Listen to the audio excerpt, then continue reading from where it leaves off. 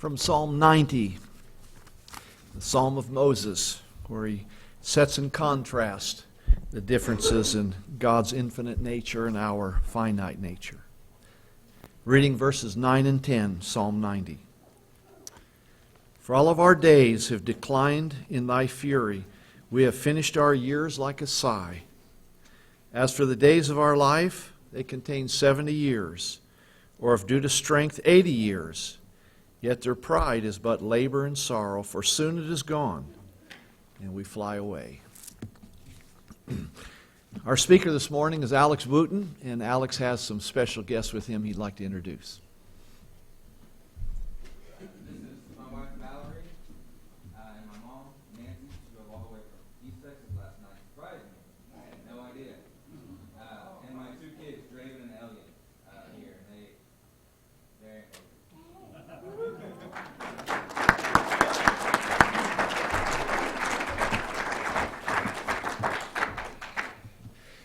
Alex came to us from East Texas, Pittsburgh, though his roots go way back in his family to here in Lubbock. He was born in Lubbock. His grandfather, George, is that right? George O'Brien, had been a member of the Sunset congregation before there was a Sunset International Bible Institute. Later he came through the school and was a graduate in one of our earliest graduating classes. Before coming to Sunset, Alex was working as a tech at a mental health hospital. There he was able to start a regular Bible study. And there I think he ministered to people in an area where he was quite fitted for, because he's a compassionate person, cares about people, and was able to express that concern to many of the people who were there at the hospital. I remember when Alex came to Sunset to go through the new student interviews. He came in August, and he said right then, I'm not beginning school now. I won't come until January. But he wanted to meet his classmates, and he wanted to meet the faculty at that time. And as a tweener, he was able to endear himself not only to that group of students, most of whom graduated last May, but also this current group that many will be graduating in the coming May. But Alex has been able to be a part of both of those classes and has encouraged many. He came to us the first time as a single man, came back as a married man when he began his classes, and Valerie has just been a blessing to him and a real encouragement to so many of us. Two very special kids, Elian and Draven. And I've had the privilege of being around Alex a lot because he helps at the Grand Court Retirement Home in the Sunday afternoon worship assemblies there, where he's preached occasionally, led singing quite often, and just ministered to their needs on many a Sunday as well as at other times. Really appreciate this family. Alex is not sure just what he'll be doing upon completion. He's finishing up his studies in the residential school this term, is why he's speaking at this point. He is thinking of starting the master's program and also to preach as often as he's able to in the next few months until he finds that just the right place. Alex and Val have weathered and are weathering many storms, and because of their faith and their strength in those times, they have endeared themselves to us. Alex has said he believes being more aware of his own abilities while being at Sunset has been a blessing to him. He believes he's learned more about humility and other areas of Christ-likeness, and we've seen that in him. Really appreciate this brother. Can't say enough good, positive things about him. So glad his mother came to hear him speak, and we're all going to be encouraged. So Alex, come, preach the word. Preach the word. First and foremost, I want to thank all of my supporters. They put up with a lot more than some supporters would. The Dangerfield congregation jumped out and offered to lend a hand anytime we needed it. The Northridge congregation there in Mount Pleasant, the same, and then the congregation in Warren, Oklahoma, was a surprise supporter. And it's good to know you're loved and to know that you're needed. When I was prepping this sermon, I went through the idea that I was going to talk about my journey. And I'm very grateful I nixed that idea, because that's exactly what Matt talked about yesterday. And he would have overshadowed mine tremendously. So about a week and a half ago, I really put it down on paper what I was wanting to talk about. Show of hands, how many of you have said this while you've been at Sunset? If I just had a little more time. I need 26 hours a day just to get through my homework. Where has all the time gone? Everybody realizes the importance of time. Time is the greatest innovator, says Francis Bacon. An inch of gold will not buy an inch of time is an ancient Chinese proverb that I've had kind of on my head my entire life. Far too often we get into an issue into our world and we think we can buy ourselves out of it, but we can't. If the issues in life and Christianity are as critical and important as we say they are, then it's important that we invest our time wisely. And there are three cardinal truths very relative to time. Number one, we all have the same amount of time. Time is universal. You can go almost anywhere in the world, and an hour will be an hour, a minute will be a minute. They'll be the same. We have all the time that we need. And lastly, time is life. It's irreversible, and it's irreplaceable. Two important portions of Scripture that I really want to kind of lean on right away is kind of going with what he read in Psalm 90, verses 9 and 10. All our days pass away under your wrath. We finish our years with a moan. Our days may come to 70 years, or to 80 if our strength endures.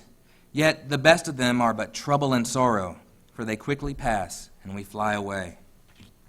Right away we see that life is very, very brief. We must number our days, count them. Each day is important. Each day. We give ourselves these times, especially as students, where we just kind of sit back and we take a break when we don't need a break. We're here for a purpose. We're here to be taught so that we can in turn teach. Now, that doesn't mean don't take breaks. I'm not that person. Trust me. Look, if you want to, at Ephesians 5, 15, and 17. Be very careful then how you live, not as unwise, but as wise, making the most of every opportunity, because the days are evil. Therefore, do not be foolish, but understand what the Lord's will is. We need to use a display of wisdom in our time. We must redeem that time that we have been given. We must buy it back. And the proper use of our time is necessary. The proper use of it is essential to understanding God's will. In this lesson, I want to notice the following keys and facts relative to establishing our priorities and management. First and foremost, what is time? Time is a measurement. It's only significant when we need it. It's this bubble in eternity. We don't grasp time like God. We don't understand it like God. We're here for just a minute amount of time. If you look at it, no one in here is over 100, right? Some of you? But the country that we live in has been here for a little over 200 years. But most of us can't look back and remember those times because we weren't there. And then on the grand scheme of things, about 6,000 years of humanity, give or take. Blips. Time is a really good thing and we shouldn't hate it. There have been many times in my studies here where I hated the idea of a deadline, or I hated the idea of having to utilize time that I could spend with my family or my friends or my records. But we use it. We shouldn't hate it. We don't need to get upset if, what's on our watch isn't what we want to see. We don't need to get upset when we see gray hair or wrinkles. I've had many people approach me recently and point out I'm getting some grays in my beard. I love it. I don't know about wrinkles yet because I'm not up there with some of you esteemed colleagues. But time measures us as humans. That is a way, we are a living clock. Time is an opportunity. Therefore, we must use it very wisely. We must learn how to redeem this time. The second point is, whose time is it? If you learn who created it, it will determine who it belongs to. In Hebrews 1, verse 2, we learn that God created the ages of time. And the Bible teaches us that this time belongs to God. He created it. Time is given to us to use. As stewards, we must use it properly. 1 Corinthians 4, verse 2. Now it is required of those who have been given a trust must prove faithful. We do not belong to ourselves. We are not ours. Life is very, very brief. It may seem that you have all the time in the world, but let's face it, we don't.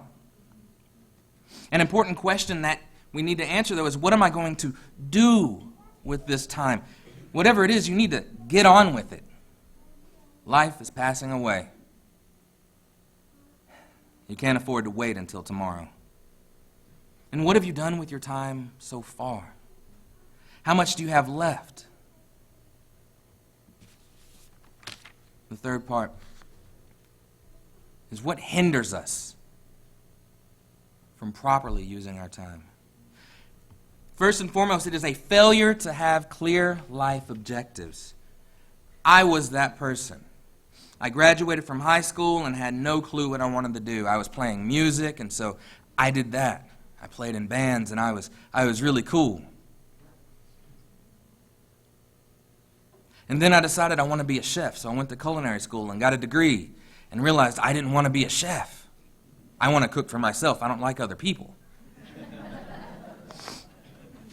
But a phrase that I've heard many times, though, is if you aim at nothing, you're sure to hit it every time. I hit nothing many, many, many times. And it wasn't because I was lazy or because I was just wasting that time. I didn't know what I wanted to do. I didn't set up this decision. I didn't have that objective. Worldliness is another hindrance to the proper use of time. How many of you have Netflix on your phone? How many of you haven't gone a week without Netflix since you got it? At least one show. You know, in 1996, they were saying that television, the average American watched 17 hours of television a week. I can just state from my time during last summer when I had no homework or school or anything like that, that I watched like 6 seasons of Cheers in a week. We allow ourselves to get bogged down in the things of the world. The world itself seeks to enslave our time. And we are more than happy to let it when it suits us, right? There are many thieves of time. Some of them are as follows. It's not really believing in your goal. You set this goal and you have this idea of what you're going to do, but you don't really believe in yourself. The failure to make decisions. And I'm not talking about the indecision of when you're with your spouse and you're like, where do you want to eat? I don't know. Where do you want to eat? I don't know. Where do you want to eat? That's universal, I promise you. But it's the failure to make the big decisions, to pull the trigger on those big leaps that you might have to do, the leaps from the lion's head. It's dwelling on what might have been or past mistakes. I could fill volumes of what might have been and my past mistakes. And if I think about them all the time, then I'm not going to move forward. I'm not going to go anywhere. I'm going to stay stuck in time. It's the idea of always planning the start or waiting for the right time. I quit smoking. But I always had this idea of, I'll do it after this pack. No. I threw the pack away. If you're going to make the excuse of, I don't want to waste the money I spent, that's not how it works. Because then you're going to finish that pack and you're going to keep going and keep going. But once you just decide to throw it away and just start, that's whenever it hits you. It's the failure to follow through on the plans that you set. I follow through best when I have them out in the open and know what I'm going for. If I keep it in a notebook, I forget about it. If I keep it on my phone, no. But if I have it on a bulletin board, I forget about it, or I don't forget about it. Reluctantly starting a task, having this idea, but just taking your time. Taking too much time for coffee breaks and lunch, and there's a trick to that. Keep your coffee with you, always. Keep it in a thermos, but just stay with you. Failure to set deadlines. Deadlines are so good.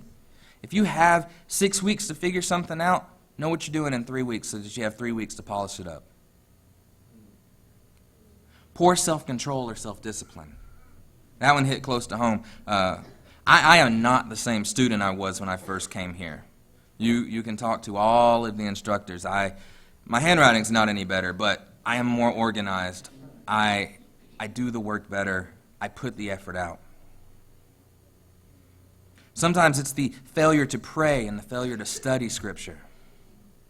And then even sometimes more, it's doubting God's ability to help you. So the fourth thing is I want to look at, if we see what hinders our time, how do we use our time best? Number one, we must begin with planning.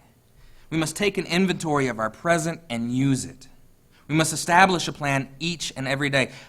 I assure you this works. You write down just the basic, what you're doing. And gradually over time, that becomes habitual.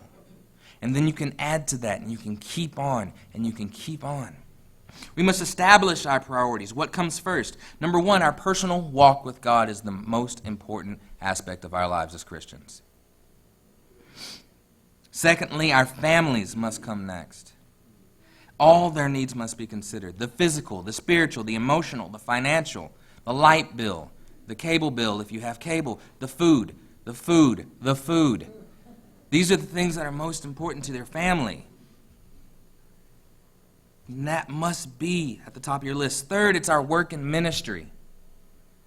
If you have those other two set up and you're going strong, and then your work and ministry will flourish. But if you don't, then it's all going to get jumbled up and you're going to get lost. Lastly, recreation. Now, I mentioned before taking unneeded breaks. There are going to be many times when you're in ministry or when you're out in the field that you need to just go sit down. You need to go just take a break. You need to go relax. And use these keys as a way to manage your time. Number one, set goals. Set life goals. Mine, preach till I die. Long-term goals, buy a house.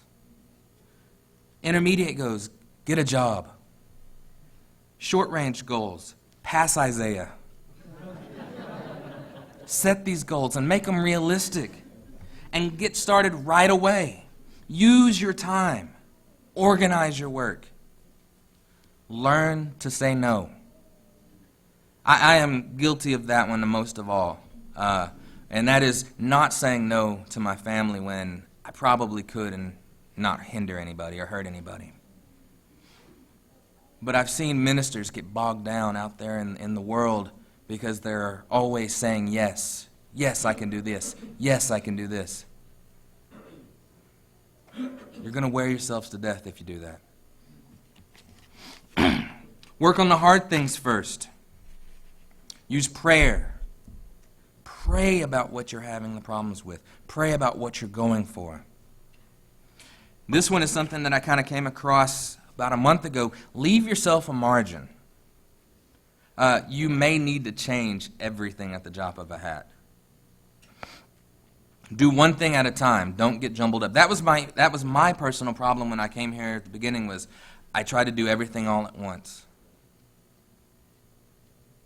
Focus on that hardest issue, that hardest problem, that hardest paper. Get it knocked out. When you get out into ministry, focus on the issue that's taking its toll on everyone else first. That's the hardest one, when it affects more than just you.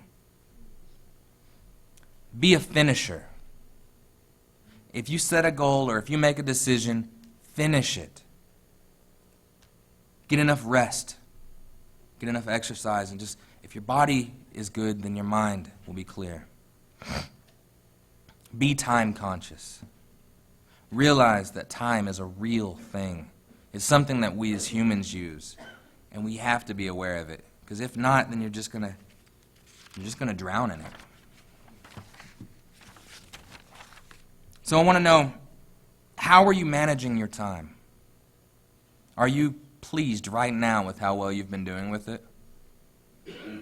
More specifically, though, is God pleased with how you've been managing your time? As stewards, as I mentioned before, we must manage it wisely. Efficient use of our time is a must for a Christian. We must not waste a precious moment. God bless.